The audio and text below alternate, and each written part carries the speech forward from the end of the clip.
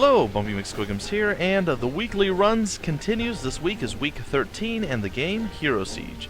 It's available for the PC, which is what I'm playing it on. I got it through Steam. It's also available for the iOS, and it looks like the Android Google Play Store. So, what is Hero Siege?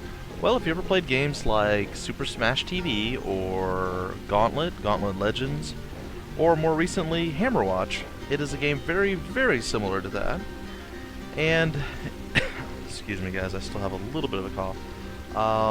I would say it's, well, I guess the best way to describe it is a twin stick shooter with RPG elements. So, let's hop in and see what that's all about. Now, I've done several hours of this game actually. It's very fun. It's one of my favorite, just, hey, you know what, I feel like doing something, but I don't want to get too committed, and I hop into this game. And I've played through. Now, I generally run hardcore characters. As you can see, none of them are still alive, unfortunately. And I have tried to record this at least twice now. So this will be my third attempt, and, well, both the first two were pretty horrible. Then I did a run without recording, and I did better than I had ever done before with a character that, to me, is one of the hardest to play. So, I don't know. I don't know where I'm going with this, but we're going to hop in. Alright. So, we have 5 characters available to us, and I'm not sure which one I want to play. I was going with the redneck. I did amazing with the nomad recently, though. That is, to me, the hardest one to play. There's a lot of RNG elements and things of that nature in this game, so you do have to take that into account. So, let's take a look at the 5 characters. So we have the Viking, and I might actually play as a Viking, so we'll skip the Viking. He's got a ruggedly sexy beard, just like I do, and he has horned helmet on, and he wields an axe. All these things I like.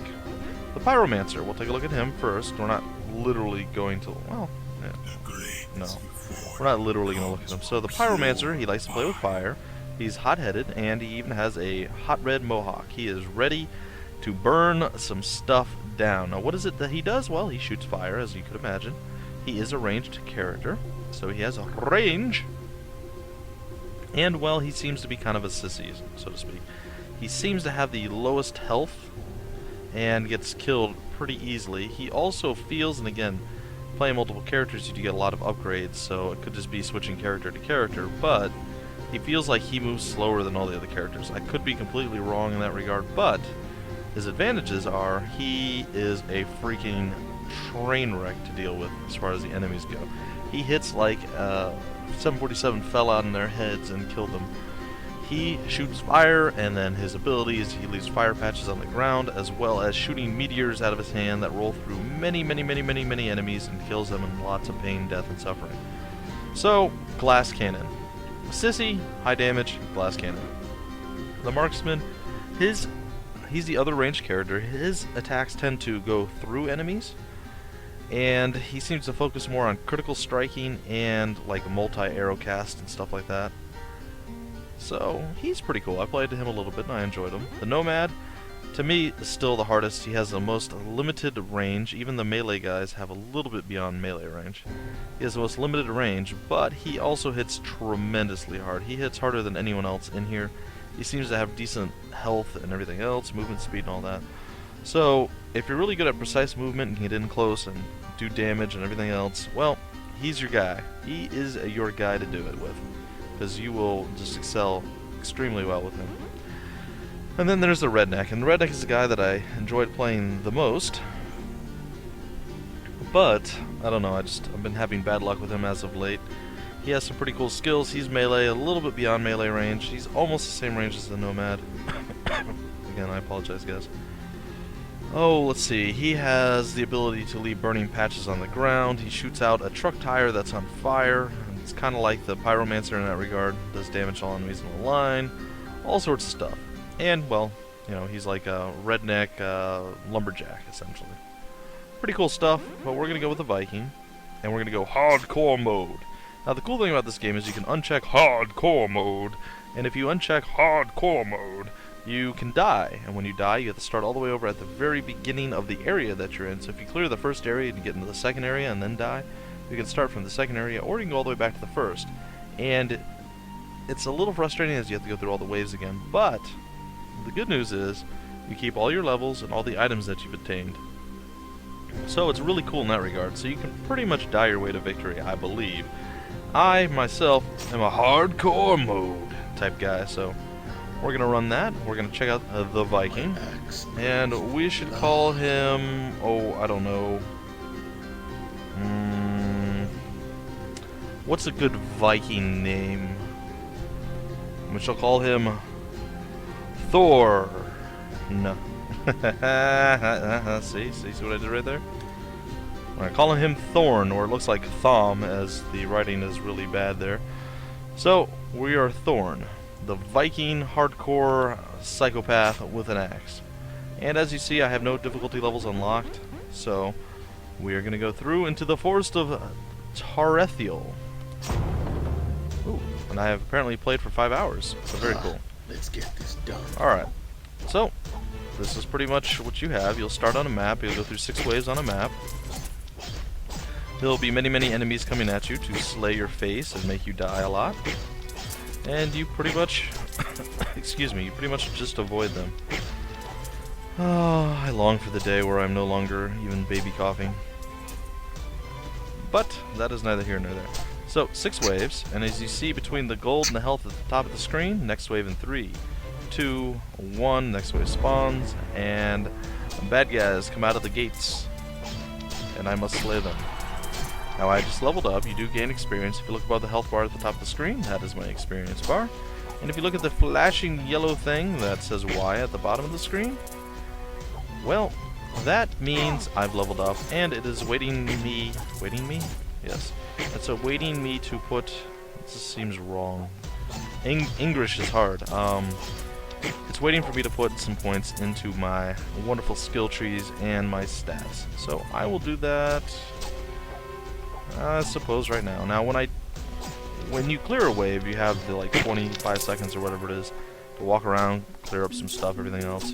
Or you can hit B to auto start the next wave, or if you level up like I'm about to, you go here and you can level up. Now I'm pretty much going to bounce between attack speed and damage, but I'm going to start with attack speed. I'll probably get 10 points in that before I move on. Now, here is your very massive and huge skill tree consisting of 5 skills, and you get them at every 6 levels, so 1, 6, 12, 18, and 24. And it would look, critical strike. So when I level this up, it's a 6% chance to get a critical attack. That's a passive ability. This is Pommel, gives your attacks a chance to stun enemies, again passive. Gives you a chance to do a really fast Zeal attack, again passive.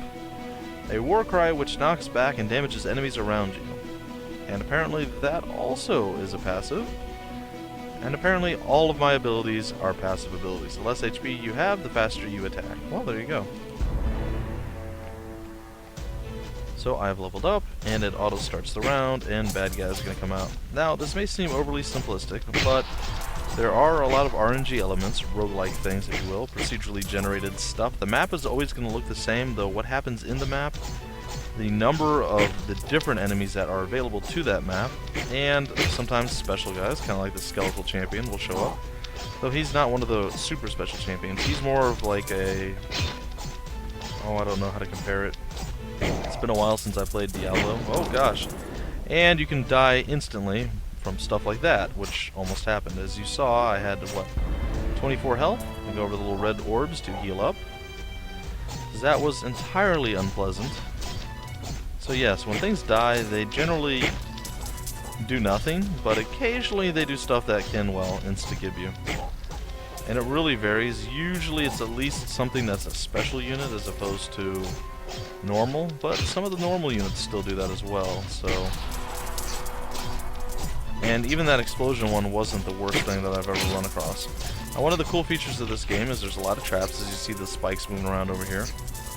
You can actually lure enemies on top of all the traps in the game, and they will also take damage from it. So the traps are non-discriminate. They hurt both enemies and friends.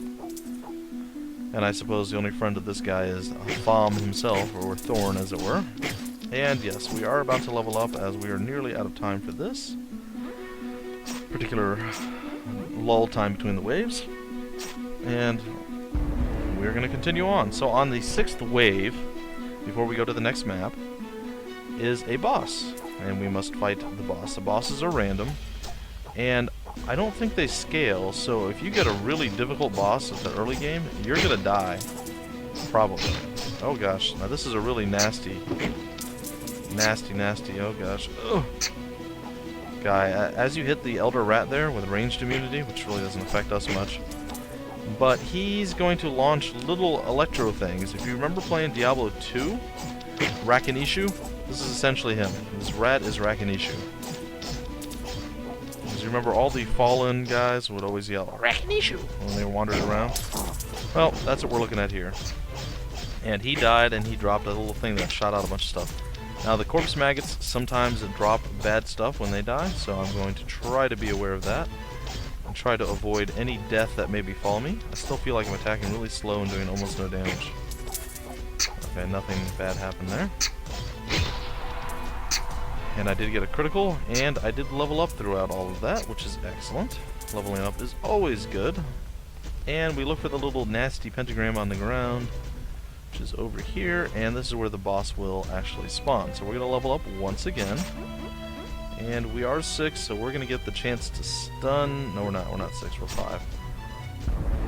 Alright. Bring it on. So, like I said, the bosses are randomly produced. Some are harder than others. This guy, to me, I'm pretty sure he's the easiest boss I've ever fought. He just seems to walk at you with a spear. Oh, and if you get stuck on a torch, I guess is what that was. I was going to say lamppost, but I suppose a torch is more accurate.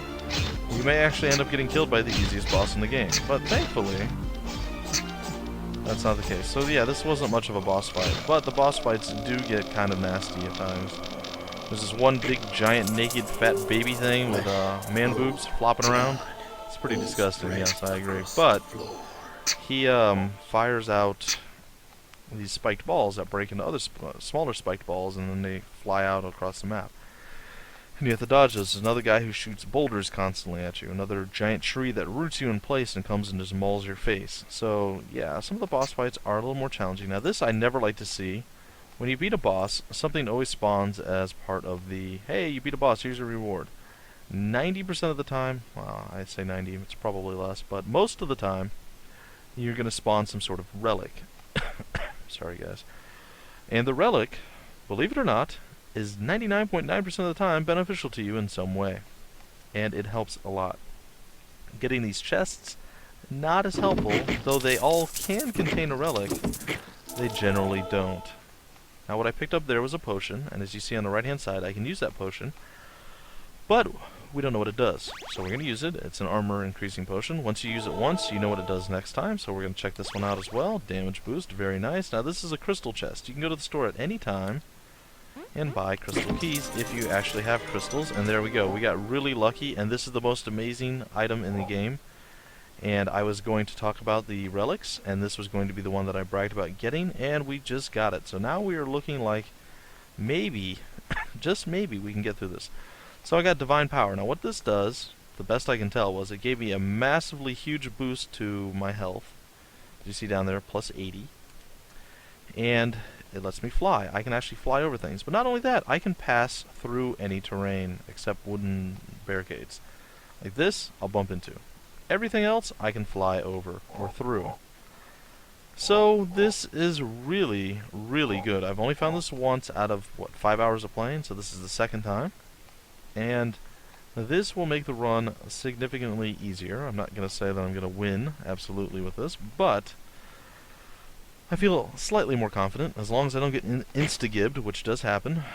You can definitely get insta-gibbed in this game, and it is very depressing when it happens. And in fact, you usually die due to instant gibtation. So unfortunately, the only downside of this thing is it really doesn't boost your damage very much. I thought it actually did, but apparently no. So there we go, we leveled up. And the first wave is generally relatively easy in each level, so keep that in mind. Kind of gives you, excuse me, time to feel out the level and whatnot. Alright, and another potion, which I'm going to use right away, and we're going to go into our level up thing. We're going to get 1 extra damage, and now we're just going to pump 1 for 1. Unless I get a huge bonus to my attack speed, then I will swap it out. Alright, so this gives us a chance to stun enemies, so we're gonna go with that for now. Now the Wendigos are normally somewhat of a problem, because... Ooh, really? I never got lifesteal before. That's amazing. Well, this is gonna turn out to be an amazing run, unless, again, I do something dumb, or I get insta-gibbed by a drop. So the Wendigos are generally a problem because they move as fast or faster than you until you get your speed up, which happens randomly. I don't really think there's a way to actually move faster other than random potions and things. Wow, that's so cool. Alright, so this game, you know, I played 5 hours. I still haven't seen all the power-ups. Some power-ups are negative, some power-ups are positive. And you think, how's a power-up negative? Well, it gives you massive strength, but lowers your attack speed tremendously. So you hit really hard, but you attack like once every 4 seconds. Not exactly the best upgrade, and I'm exaggerating that a little bit. The attacking really hard thing? No, but the once every 4 seconds is a little bit of an exaggeration. There are other random events that happen throughout the game. You have statues that can spawn, holy and... there we go, a dungeon appeared. Holy statues and devil statues. The holy statues always give you some type of buff. The devil statues can give you a much better buff, or give you a curse that weakens you significantly. Now, I don't recommend doing this because it doesn't stop when you're in the store, but... Alright, I found my dungeon too. So, between levels, the dungeon will be there. And there's always a risk going into dungeons because sometimes they're really hard and sometimes they're not that difficult. But there's always a reward. Oh, I saw that come at the last second. That was so close. Oh, another bad thing's happening. So 2 guys right there blew up and did something nasty when they died. One did the explosion one, and if you run along the explosion while it's happening, you will die even with nearly 2,000 health that I have. So yeah, this lifesteal is just absolutely epic. I'm loving it to death. Doesn't seem to trigger every time, but it seems to trigger often enough to make it worthwhile. Maybe it's only on... no, it's not only on crits. I don't know. Alright, well, we're going to hop into the dungeon because we want to show off what this game has to offer. Nothing like Valhalla. This place looks nothing like Valhalla. Alright, so we're like a male Valkyrie. I know that's kind of weird and probably very against Norse or Viking law, but we have wings like a Valkyrie, and we're a man with a ruggedly sexy beard and a horny hat and a big axe. So yeah. And look, I can fly over all terrain, so this, no big issue. This is probably, honestly, the divine power is, I'd have to guess, for me so far it is. But this has to be the greatest power up in the game. I haven't seen anything that even compares slightly with the amazingness of this power up that I've gotten.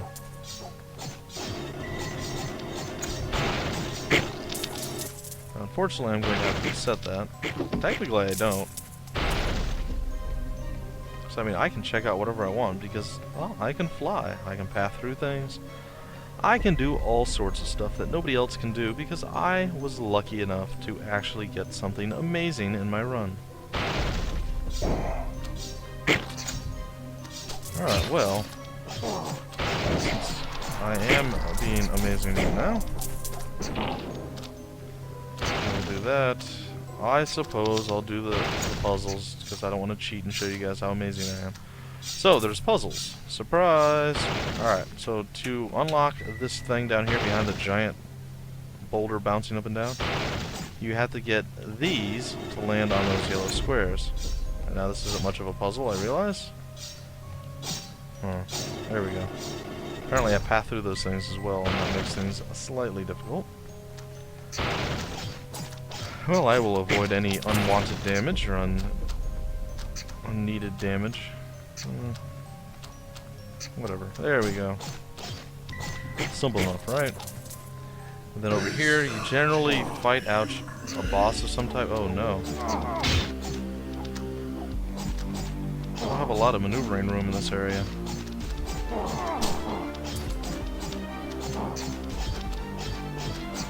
Being melee makes this fight actually kind of difficult. Well, this would have probably got me killed had I not gotten the amazing power-up that I did. Oh, this makes things a little easier.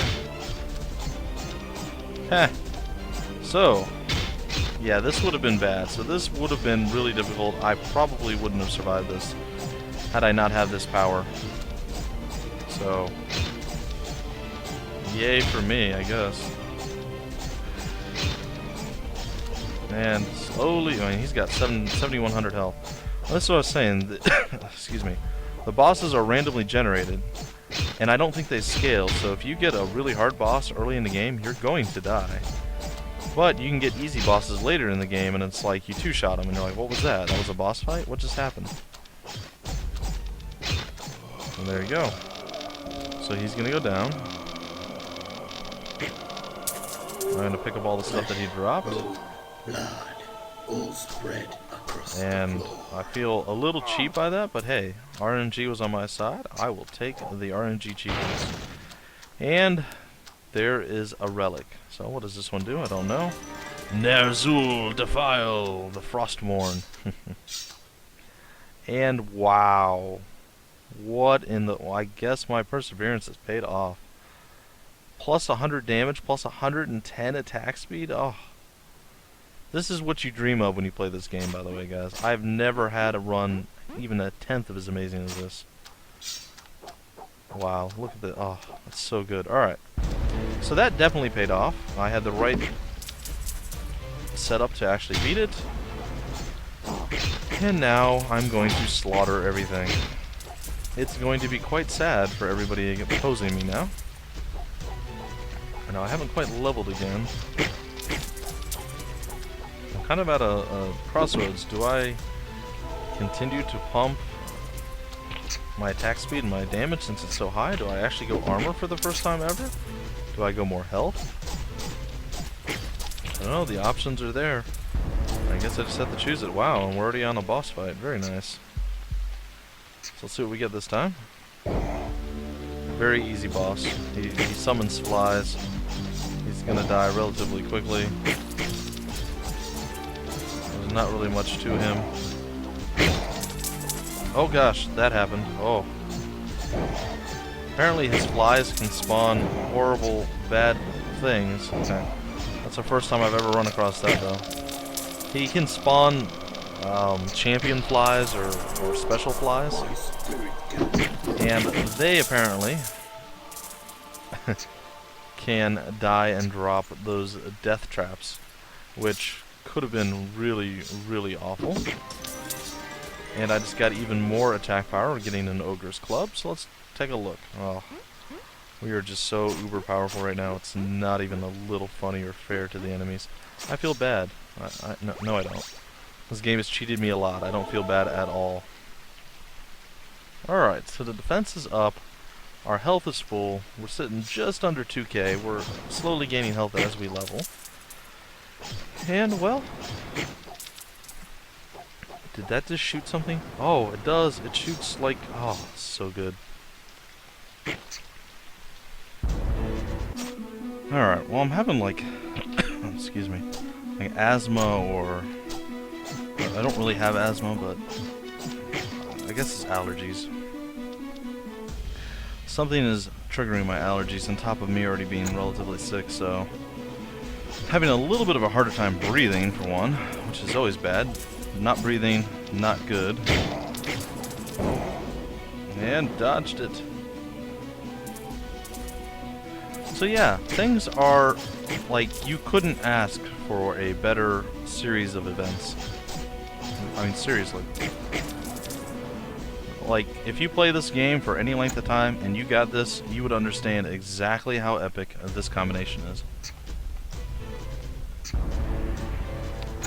I mean, I can literally go, okay, I'm just going to avoid all damage over here. I mean, I really can exploit this game with the items they gave me, which is nice because the game exploits its cheating a lot.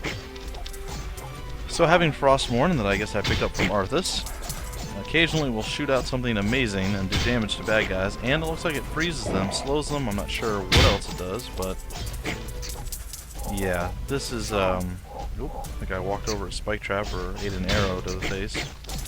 Not to the knee, surprisingly enough.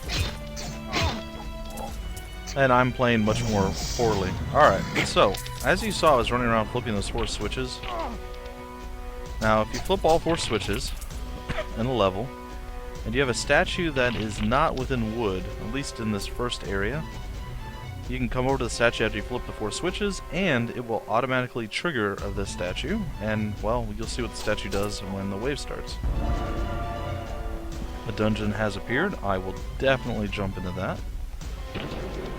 And look, there's bad guys. My statue's like a giant turret. It's just murdering stuff. Why? Because it can. It simply can. And therefore, it does. I gotta say, with Frostmourne and my divine power and everything else, I've never had an easier time. So, what I'm gonna do now is look for the... there it is. You see the shining light, the dungeon. We're gonna hop back into it. My shiny axe will light the way. Alright, so what we want to do is smack that, and smack this one, and then smack it again. Maybe. Maybe. No, yes, come on. Move! I command you by the power of Grayskull? I'm 100% sure that thing should move again once you hit it.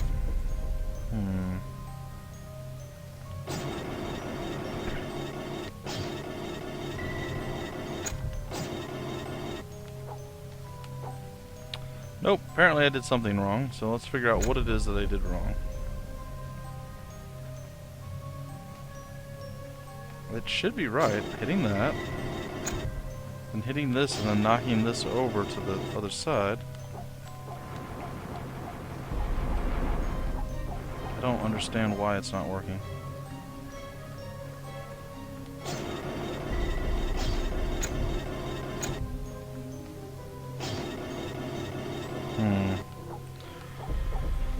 Well, apparently I'm dumb. So, let's try to figure out what... see, this is what I was talking about. The traps are not always overly simplistic, so something's not right here.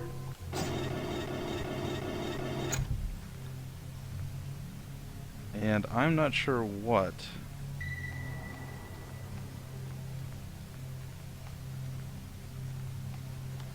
Maybe I have to do it in that order? There we go. Simple enough. Excuse me. Now, this one. I'm not entirely sure.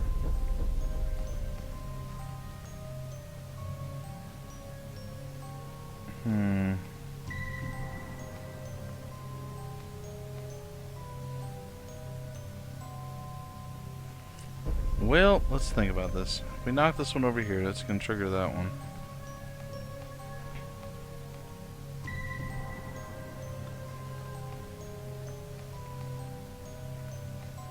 Figured it out. I know what to do. Alright. Brain's working. My synapses are on fire, or they're firing at least. Alright. Simple one-step missed process. And boom. Just like that, victory is ours. First. Alright. So, now, did I necessarily need to do that? I actually think I might have. Oh, I did. I actually did need to do that. Because I couldn't fly my way in here, so very cool. Oh, look, this is a weapon. Oh, the blood shockwave. I got to see this in my last playthrough. This is pretty sick, so that does tremendous damage. Plus, oh my gosh. I might actually beat this game, guys. Unless I do something really, really dumb, or again, I just get really unlucky with an insta-gib. I don't see a lot of stuff being a problem. Though, of course, I could get cursed. And getting cursed would definitely ruin things for me. Alright, so when we get done with this particular level, or map, as it were, we shall end this episode and start the next one right after. Oh, guys, I'm so sorry.